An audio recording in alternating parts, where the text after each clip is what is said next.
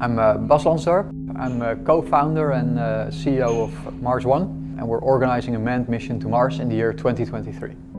In 2022, the first group of 4 people will leave, landing in 2023, and every 2 years after that, we'll send an additional crew there.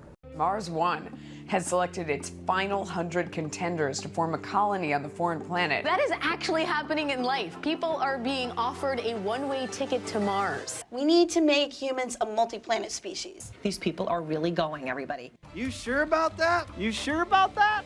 Mars One is now filing for bankruptcy. Mars One was a scam. The media perpetuated and magnified the lie. But then you would turn on the news, you would see this kind of like softball coverage. And Mars One is definitely not a scam. That doesn't make it a scam. Investors are really investing in a media company that's selling the story. It's an innocent lie that makes life on Earth more magical. Like Santa Claus or the Easter Bunny. Basically, yes. And then of course, Mars, becoming a multi-planet species. It beats the hell out of being a single planet species. I suspect people believe Mars is a good place to colonize because of a sort of historical residue left over from a time in which we believed Mars truly was Earth-like. You know, there was a time, mostly in the 18th century, when we thought the moon was another planet like Earth, which is why they named the darker spots on the moon Maria, Latin for seas. But there were few to no works of science fiction, at least in the form we know today, to shape the public's general perception of the moon. Literature and other contemporary works of art centered around the distant and mysterious Orient or American West, areas as alien and captivating to 18th century Europeans as Mars is today to 21st century Earthlings. But by the late 19th century, mass media had emerged and space was all the rage, giving rise to early works of science fiction. At the same time, observations of Mars revealed clouds and potentially water-filled canals. For half a century, Mars became the most popular extraterrestrial location in fiction, and instilled into the general public the idea that Mars is an Earth-like habitable planet. So the purpose of this video is to clear the residually built up 20th century gunk out of the perceptive arteries of our modern coagulated cholesterol-ridden collective consciousness. I'm Ian Long, and this is Anthrofuturism.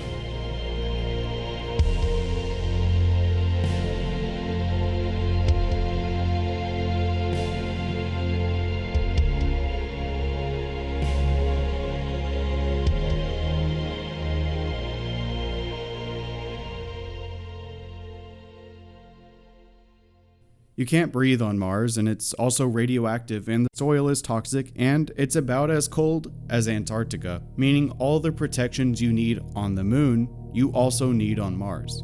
So, in fact, it's not easier to live on than the moon. It's basically just as hard.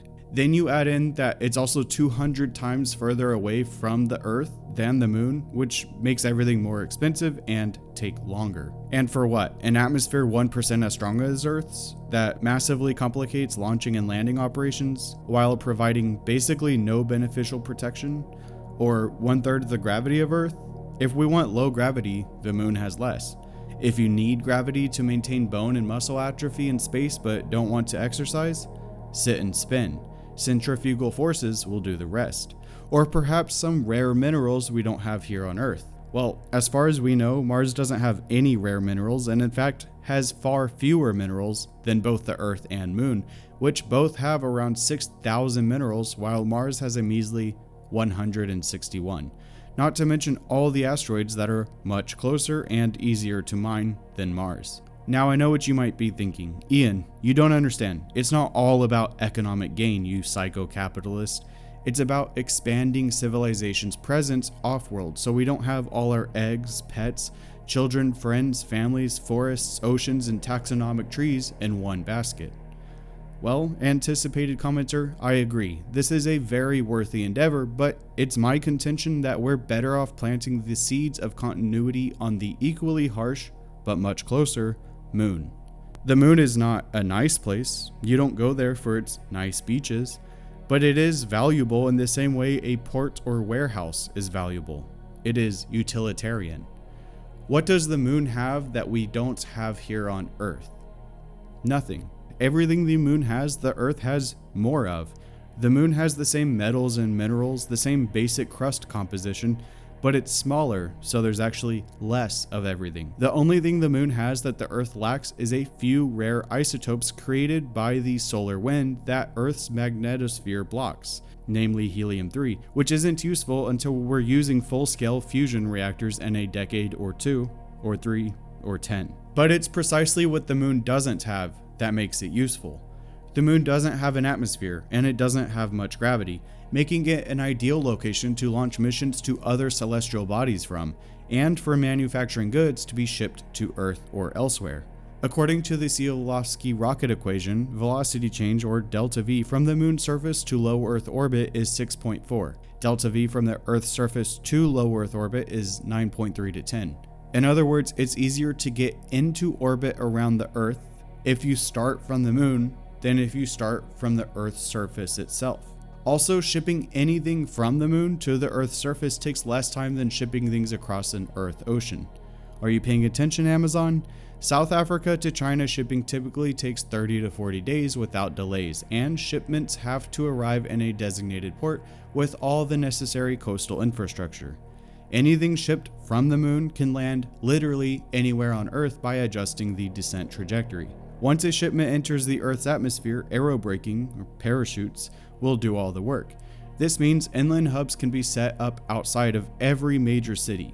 Imagine landing tonnage outside a remote town in the middle of Wyoming or Alaska, or near any industrial center, significantly reducing the need to truck things across continents. Because the moon's crust is so similar to Earth's, it has most resources that would be needed as feedstock for product production. However, it lacks hydrocarbons, so aside from 3D printers, mass-producing plastic products lunarside will never make economic sense. But steel, aluminum, cobalt, you name it, all industries can be moved off-world, cutting down on pollution and travel time. The moon has a dark side, which is ideal for telescopes. On Earth, freezing cold vacuums are very useful for many scientific experiments and sensitive instruments, and even many manufacturing techniques, but inducing these conditions on this warm, wet planet can be very expensive. On the moon, it's free. Look, the list goes on, but I think you get the point. The moon has all the alien advantages of being in space, while also having many of the useful aspects of Earth, and it just so happens to be the closest celestial body to us, easiest to reach. If in some alternate reality Earth didn't have the moon, assuming complex life could even form without it, or it was too small to be of any use, or maybe the moon happened to have a dense atmosphere and stronger gravity like the moons of Jupiter and Saturn, Titan, Io, and Callisto, then the establishment of a space economy would be much more expensive, the time frames of becoming a spacefaring civilization much longer. Lacking a giant floating warehouse full of resources, we'd instead need to build large, expensive, resource-intensive orbital stations. Where would we get the resources to do this? Considering one of the steps to being able to build larger, scaled-up space stations in our moon-loving reality is the development of the moon, from which we'll derive such resources, I imagine a civilization less fortunate would have a barrier of entry large enough that they may never pass the next great filter and be confined to their birth planet forever. The only evidence they ever existed would be a few beaten up space probes lost and forgotten somewhere between the stars. So, we're actually very fortunate to have the moon as our player's starting companion. It's like we started the game on easy mode. Essentially what I'm saying is we're the planetary equivalent of a trust fund kid. We could have gotten any moon, but we got the moon. Now, what does Mars offer us? Nice beaches? No, it's basically Utah without all the charming Mormons and national parks. The number one thing Mars has to offer humans? Knowledge. It has immense research value. This is great, and it's time we admit that it is enough. Quit trying to force Mars to be something it's not. The bottom line is that the moon has much more material and utilitarian value than Mars, and as far as all those existential reasons people want to colonize Mars go, well, they also work on the moon. Okay, but what about once the moon is developed? Then we should go to Mars, right? Well, no. The next step is giant starships, space freighters, and orbital stations.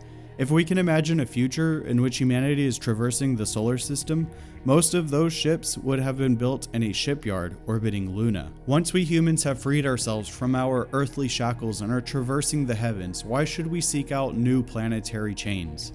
Why should we venture to return back to squabbling in rusty perchlorate-filled dirt?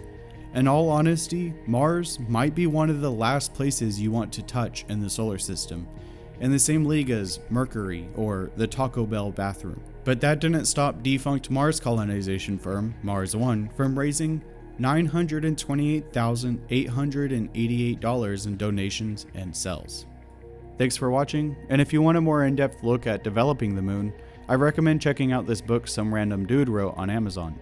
I heard it's alright.